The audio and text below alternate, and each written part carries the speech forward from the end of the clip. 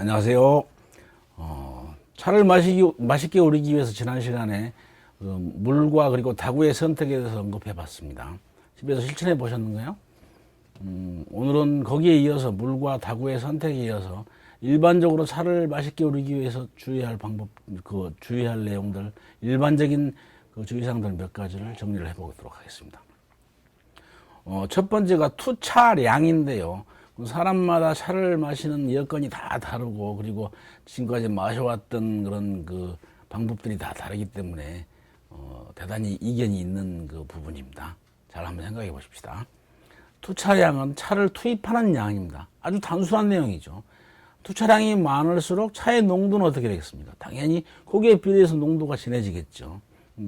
그것은 이제 딱 정해져 있는 원칙이 있는 건 아니고 개개인에 따른 취향이 다르고 그리고 입맛이 다르기 때문에 거기에 맞춰서 대부분 투차량은 제가 일반적인 관점에서는 사람 수에 따라서 또는 그 용기의 크기를 고려해서 사람 수나 차를 마시는 사람 그리고 용기의 크기 등등 재반 여건을 고려해서 결정할 내용이다. 근데 일반적으로는 어떤 생차와 숙차가 있다 그러면 일반적으로 두 가지를 고를 때 똑같은 양의 차를 투입하는 것은 그건 좀 합리적이지 않죠. 그러니까 생차보다는 숙차가 조금 더 투차량이 많을 수 있죠. 생차는 맛이 강하니까 강한 것들은 조금 적게 넣고 원리는 그렇습니다. 강한 차는 조금 적게, 부드러운 차는 조금 많이.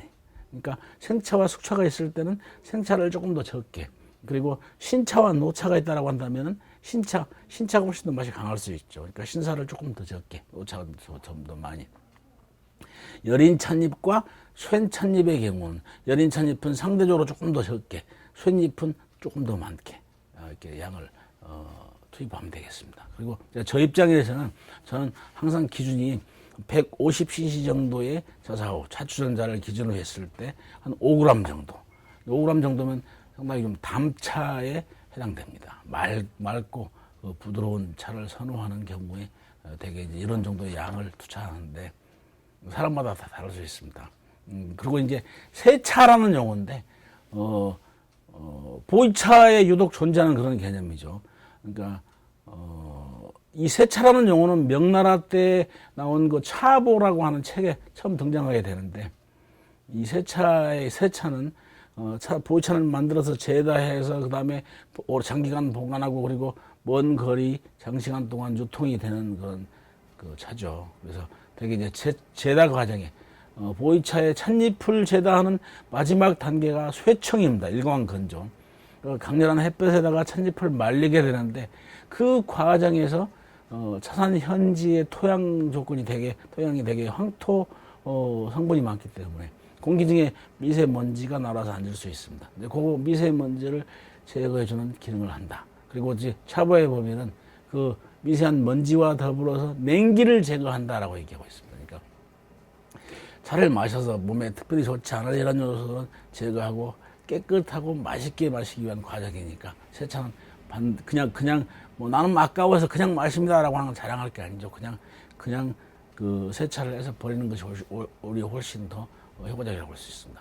그러니까 공기 중에 미세먼지가 많이 앉을 수 있다라는 얘기를 그것을 우리가 가만 생각해 보면은 결국은 미세먼지가 앉을 수 있는 것은 신차에 비해서는 노차가 훨씬 더 그럴 확률이 많죠. 장기간 보존이 되는 거니까.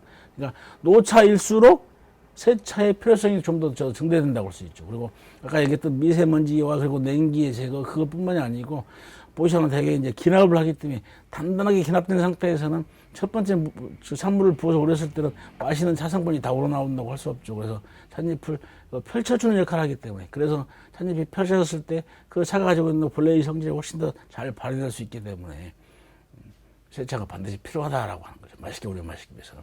그리고 이렇게 이제 세차한 첫 번째 물은 그것을 그냥 버릴 게 아니고 차가 가지고 있는 맛과 향을 좀 더 활성화시키기 위해서 다구를 데워준다든가 이런 기능으로 이런 역할로 사용할 수 있으니까 첫 번째 세차한 물은 다구를 데파주는 역할을 한다.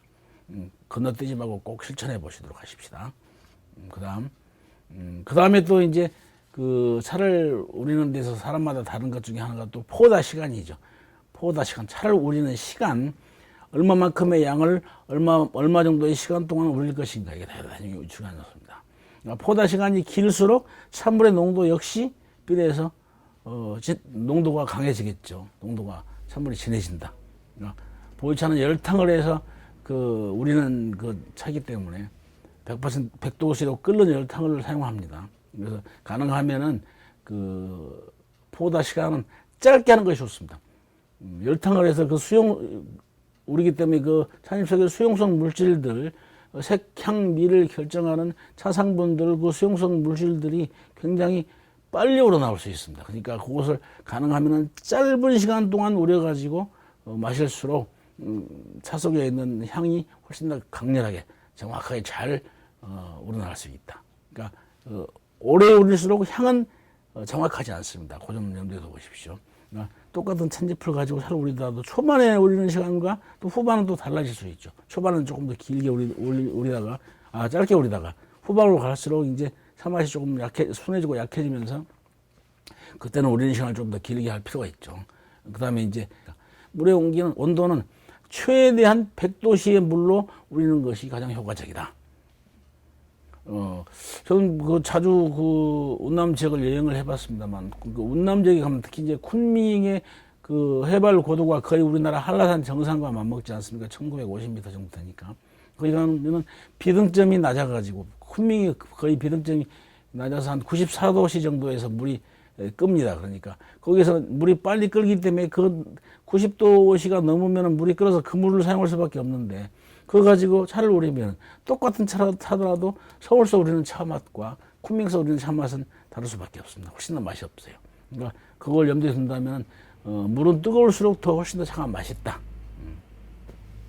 그렇다면 이제 맛있게 우리는데 가능하면 시간을 짧게 할수록 좋다. 그래야만이 부드러우면서도 그윽하고, 그리고 향기가 아주 좋은 차를 우리는 마실 수 있다는 얘기죠. 그러니까 차를 우릴 때 여린 잎과 쇳잎이 있다. 아까 얘기했듯이 그 차의 투차량도 여린 잎은 조금 더 양을 적게 하고 쇳잎은 조금 더 양을 많이 할 필요가 있다. 상대적인 겁니다. 그러니까 여린 잎 같은 경우에는 수온을 조금 낮춰가지고 한 90도씨 내외의 정도에서 낮춰서 우리면은 찬물이 훨씬 더 부드럽고, 그리고 향이 훨씬 더 부드럽게 나온다. 근데 거기에 비해서 쇳잎 같은 경우는 오히려 더 강한 물이 필요합니다. 높은 물이, 온도가 높은 물이. 그래서 탄관에 넣고 직접 끓이는 차 같은 것이 오히려 더 차맛을, 깊은 맛을 즐기는 데 유리할 수 있다. 그러니까 온도가 낮은 것보다 수저에 넣고 직접 팔팔 끓여 먹는 게 훨씬 더 차를 강하게, 정확하게 잘 즐기는 방법이 될 수 있다는 얘기죠. 찬물의 농도는 아까 언급했듯이 투차량이 많으면 찬물의 농도가 강해지죠. 그리고 포다 시간이 길어질수록 그게 또 농도가 강해지니까 투차량과 시간과 비례한다. 그건 누구나 쉽게 이해하실 수 있죠. 대부분 어떤 농차를 선호하시는 분들 입장에서는 그게 한 8 내지 19g 정도, 아까 150cc의 호를 기준으로 했을 때, 저 같은 경우는 담차를 즐기는 사람은 한 5g 정도를 투차를 하지만은 8 내지 19g 정도의 양을 넣고 한 3분 이상 차를 우려야만이 그 속에 들어있는 차 물질, 그리고 외부에 들어있는 나쁜 요소들이 다 우러나기 때문에 정확하게 품차를 할 수 있다라고 주장합니다. 그렇지만 제 입장에서는 그것과 약간 좀 다른 입장이죠. 물론 요것도 역시 마찬가지로 개인의 취향과 관련된 얘기고, 이 얘기 때문에 꼭 어떤 것이 정답이다라고는 할 수 없습니다. 그렇지만 여러분 직접 시험해 보시고 내 입맛에는, 내 체질에는 어떤 것이 맞는지 본인한테 맞는 것을 찾아내야 됩니다.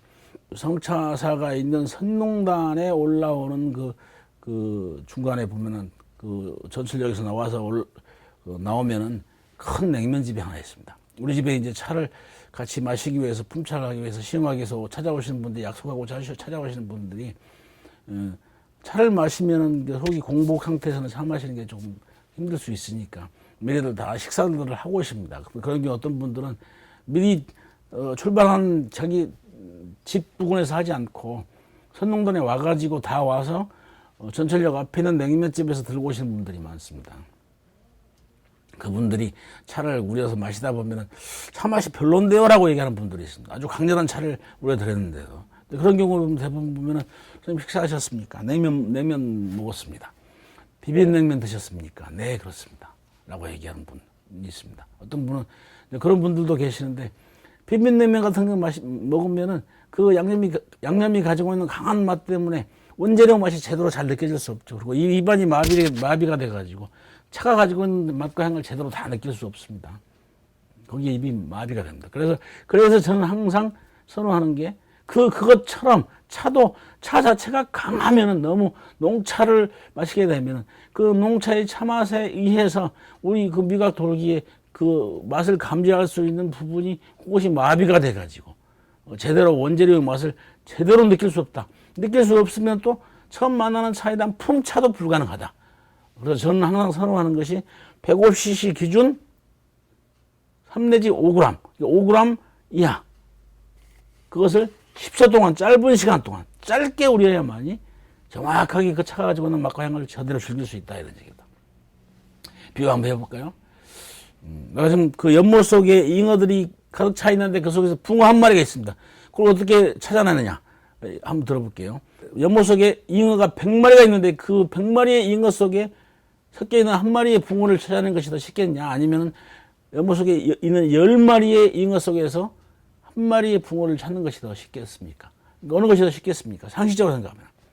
10마리 중에 찾는 것이 100마리 속에서 찾는 것보다 훨씬 더 쉽겠죠? 거기서 찬물의 농도와 관련해서 한번 생각을 해봅시다. 찬물의 농도가 아주 강한 것보다는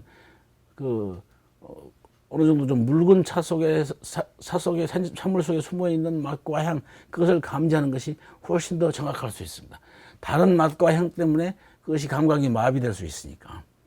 이 내용을 제대로 이해하기 위해서는 그 일본의 에큐 선사가 쓴 그 선시를 한번 감상할 필요가 있습니다. 그것이 이 내용의 이해와 관련해서 암요하는 바가 있기 때문에 저는 이 내용을 자주 인용합니다.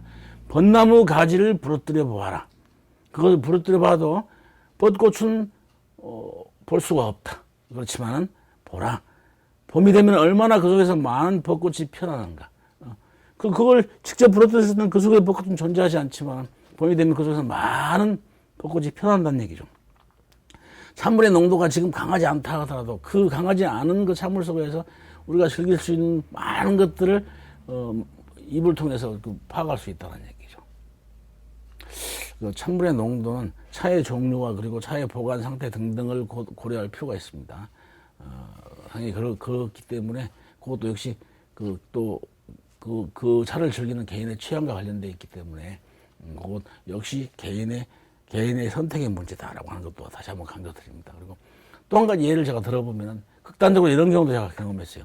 우리 집에 오랫동안 차를 저한테 와서 구입하시던 분 중에 어떤 분들이 그 서울 부근의 도시에서 그 참선 수행을 하는 그 단체에서 오신 분들이 있는데 그분들은 그 대부분 모차를 구해 가십니다. 모차를 고수차에 모차를 구해 가시는데 그분들의 차 마시는 방법을 듣고 너무 좀 깜짝 놀랐어요. 충격을 좀 받았습니다. 대부분 모차에 한 개나 2개 정도의 그 가닥을 넣고 보통 2엽이나 3엽 상태의 모차를 1-2개 정도만 넣고 한 존자를 끓여서 그 수련생들이 10명, 20명 되는 이런 수련생들이 그 차를 즐긴다고 그래요. 한두 줄기 가지고 그 많은 분들이.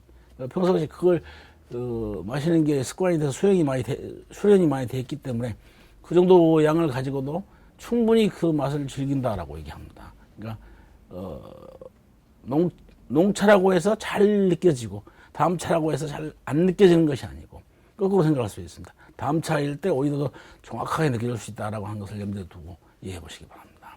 이건 이제 선생님 차를 여름에는 어떤 차를 마시는 게 좋아요? 아니면은 겨울에는 어떤 차를 마시는 게 좋아요? 그것들을 구분해서 이해하고 싶은 분들이 또 많습니다. 그래서 그분들을 위해서 몇 가지 정리해 보도록 하겠습니다. 상황별로 생차, 숙차, 그리고 어떤 차를 마실 것인가, 차를 선택하는 그 요령에 대해서. 되게 이제 모든 차는 그 자체의 성질이 차갑습니다. 차는 차가운 성질을 가지고 있습니다. 그래서 이제 그 여름철에는 몸을 시원하게 해주는 생차가 훨씬 더 마시기 좋다. 마셔서 좋다. 그거에 비해서 이제 발효를 거쳐서 그 차가운 성질이 제거되고 성질이 따뜻하게 변화된 숙차, 여러분 겨울철에는 우리 몸을 따뜻하게 해줄 필요가 있을 때 숙차를 즐기는 게 훨씬 더 좋다. 여름에는 시원한 생차, 겨울에는 따뜻한 숙차. 성질이 따뜻하다는 얘기죠. 성질이 시원하고 이게 좋다는 얘기죠. 그러니까 우리나라에서 제가 지금까지 경험에 의하면 숙차가 겨울이 다가오면은 찬바람이 불기 시작하면은 숙차를 올렸을 때 희한하게 그 차에서 느끼는 후운이 훨씬 더 강해져요. 향도 더 잘 느껴지고 그리고 단맛도 훨씬 더 잘 느껴지니까 겨울철에는 숙차를 마시는 게 우리나라의 기후 여건상 잘 맞을 거라고 생각합니다. 대부분 요즘 사람들은 직장인들이 아침 잘 안 먹고 출근하시죠. 그게 습관돼서 이제 점심 때 직장에 와가지고 점심 때 제대로 된 식사를 하는 분들이 많습니다. 그래서 점심 때 식사를 되게 무겁게 하는 분들이 많은데 점심을 먹다 보면 되게 이제 식당에서 사용하는 재료들, 그 양념들 속에 그 혀의 미각 감지 돌기세포가 그 양념들에 의해서 마비가 돼서 둔화가 됩니다. 둔화가 되기 때문에 그 점심 먹고 난 이후에 차 마실 때는 그 세부적인 맛을 감지할 필요가 있는 그런 차, 생차 같은 걸 조금 피할 필요가 있죠. 그러니까 편안하게 그냥 마실 수 있는 숙차가 훨씬 더 효과적이다. 그리고 이제 오후가 되면은 대부분 이제 머릿속에 잡념이 많아지죠. 그리고 그러니까 집중력이 좀 떨어질 수 있죠. 긴장감도 오전에 비해서 많이 풀리고 업무적인 긴장도 풀리고 그러니까 점심 먹고 나서는 숙차 이렇게 기억을 해보시고 한번 실천해 보십시오. 많은 사람들이 카페인에 예민한 분들이 있습니다. 그래서 그 늦은 오후에는 생차 마시는 것을 조금 조절할 필요가 있죠. 그런데 이제 문제는 보면은 이런 것들이 다 개개인의 체질과 그러다 입맛에 관련된 내용들입니다. 정확한 정답은 없는 겁니다. 저는 매일 차를 마시는 게 직업입니다. 그래서 품명을 위해서 차를 마시고 많은 샘플들을 마셔봐야 되고 또 내가 즐기기 위해서 마시는 경우가 있기 때문에 신차 그리고 노차, 신노, 생차, 숙차, 생속, 신노를 가리지 않고 저는 무조건 많이 차를 마십니다. 그러니까 그러다 보니까 그 차에 제 체질이 자꾸 적응이 돼가는 것 같아요. 그러니까 어떤 차를 마시면 오후에 제가 좀 무리 가고 이런 것도 없고 어떤 차는 몸에서 잘 받아들인다는 얘기입니다. 훈련이 돼가지고. 그러니까 그것도 아까처럼 이렇게 정해진 어떤 정답에 의지하려고 하지 말고 경험을 통해서 내가 느끼는 바대로 가장 꼴리는 차가 어떤 거지? 라고 하는 것을 찾는 것이 중요합니다.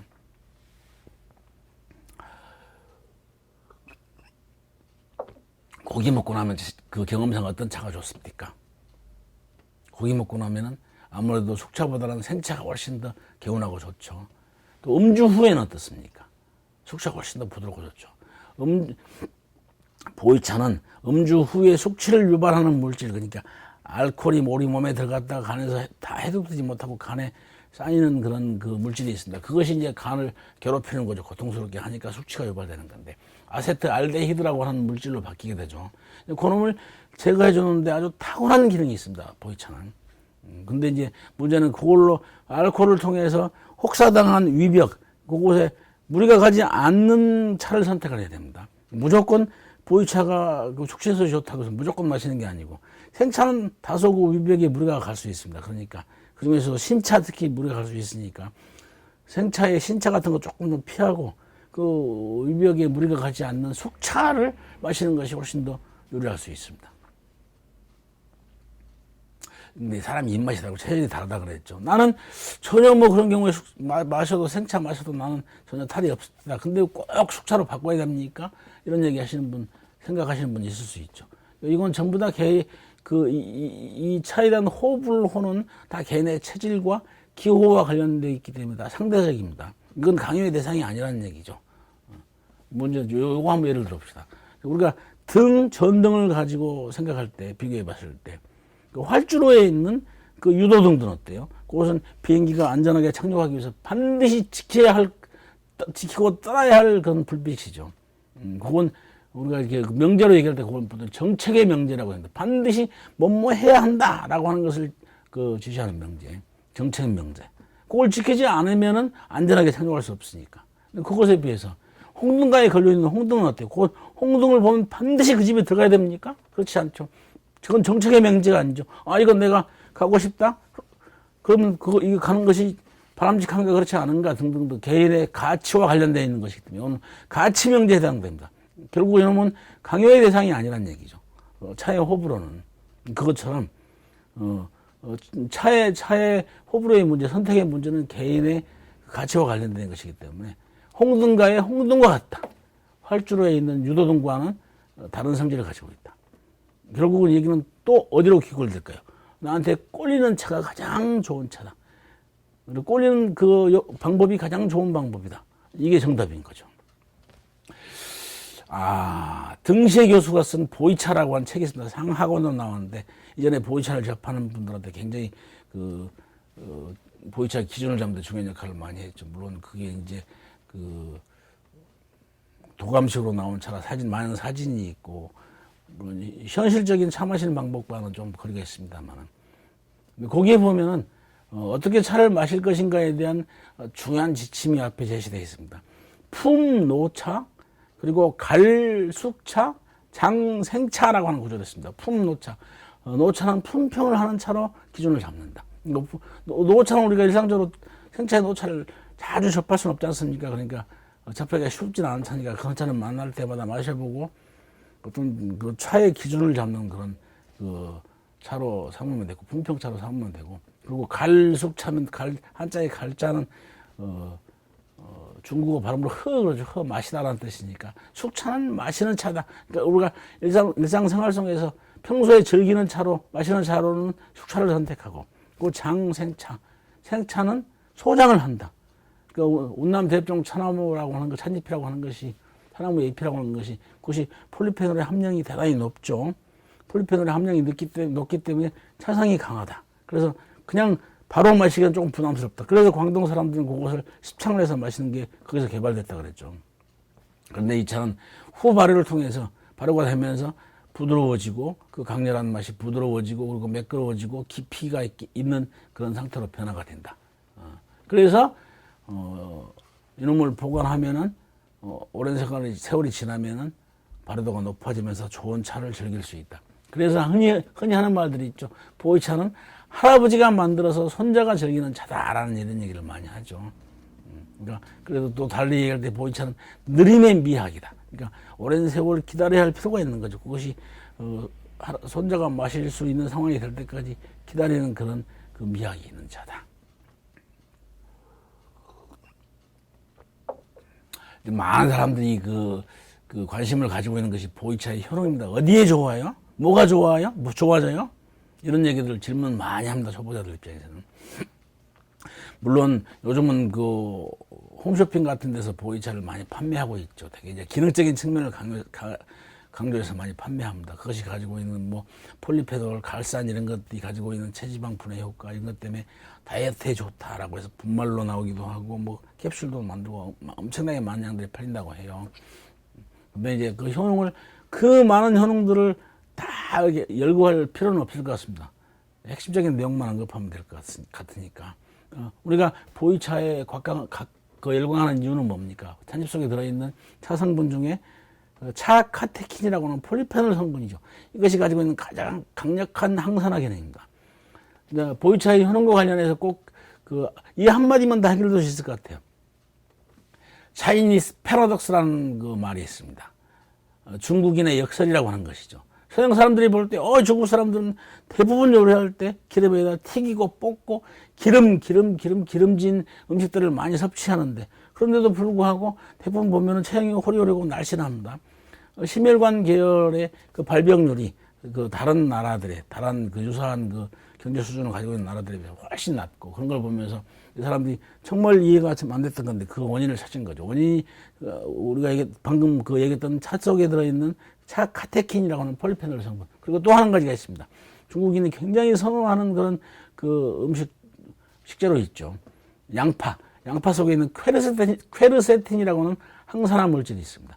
그러니까 문제는 그들이 식생활에서 늘 섭취하는 그런 강력한 항산화 물질들입니다. 자동차가 움직이기 위해서는 뭐가 필요합니까? 연료가 필요하죠. 그 연료를 엔진 속에서 연료를 연소시켜가지고 에너지를 얻어서 엔진을 가동을 합니다. 근데 그것이 그 연료가 연소되는 과정에 100%다 연소가 되지는 않죠. 불완전 연소된 그런 불완전 연소가 되면 매연이라고 하는 나쁜 물질이 나오게 되죠. 우리 인체도 마찬가지입니다. 같은 원리에 의해서 인체도 영양소를 그것을 산소호흡을 통해서 영양소를 그것을 연소시켜 가지고 그것을 몸에 필요한 에너지를 얻는데 그 속에서 그 자동차의 매연처럼 불완전 연소, 완전히 연소되지 않는 놈이 나오게 되는데 그놈이 활성산소라고 합니다. 그놈을 활성산소가 결국 몸속에서 매연이 우리 몸에 들어오면 나쁜 역할을 하듯이 활성산소가 몸속에서 세포와 만나면서 노화를 유발하고 질병을 유발하게 됩니다. 노화와 질병을 유발한다. 그래서 이제 이런 놈들을 제거해주는 기능이 바로 항산화 기능이라는 얘기죠. 활성산소를 제거해주는 역할을 그 기능을 항산화 기능이라고 합니다. 이 항산화 기능을 하는 강력한 물질이 차 속에 포함되어 있다. 근데 그 찻잎 속에서도 보이차에 유독 다른 그 종류의 차에 비해서 보이차에 유독 많은 함량의 카테킨이 차 폴리페놀 성분이 포함되어 있다는 얘기죠. 그래서 보이차 열광을 하는 것이죠. 그래서 시간이 좀 지나다 보니까 그 많은 종류의 차도 보통 6대 차류. 근데 제가 처음에 우리가 차의 종류를 이렇게 분류할 때 6대 차류보다는 또 하나가 더 추가될 필요가 있다. 온전하게 발효차라고 하는 카테고리가 하나 필요하다. 그 카테고리에 들어갈 수 있는 것이 무엇이냐? 보이차의 숙차라고 얘기했습니다. 그래서 제 입장에서는 6대 차류보다는 7대 차류라고 분류하는 게 훨씬 더 합리적이다라는 얘기인데. 그러니까 이 모든 차류 가운데서 가장 최대 정상이 우뚝 화두왕으로 자리 잡을 수 있던 이유가 뭐냐? 차잎 속에 들어있는 우수한 자질이죠. 카테킨의 함량이 대단히 높다는 얘기죠. 그리고 그것이 세월이 지나면서 후발효를 거치고 또는 숙차를 만드는 과정에 발효를 거치면서 몸에 이로운 성분들이 그 속에 많이 존재하고 그뿐만이 아니고 굉장히 그 승화된 맛과 향을 가지고 있다. 이런 얘기입니다. 그러니까 지금 이런 점들을 제가 지금 언급한 몇 가지 점들을 염두에 두시면 차를 훨씬 더 맛있게 즐길 수 있는 차 생활을 하실 수 있습니다. 지난 시간에 제가 말씀드렸죠. 너는 옹야편에 있던 얘기 잠깐 소개한 적이 있습니다. 지지자 불여 호지자요. 호지자는 불여를 낙지자라. 아는 것은 좋아하는 것만 못하고 좋아하는 것은 즐기는 것만 못해요. 가장 중요한 것은 즐기는 거라 그랬습니다. 차도 늘 즐겁게 즐길 수 있는 방법이 필요합니다. 그래서 지금 차를 맛있게 우리는 방법 몇 가지 언급해 봤습니다. 기억에 두시고 꼭 실천해 보시기 바라겠습니다. 다음 시간에 뵙겠습니다. 감사합니다.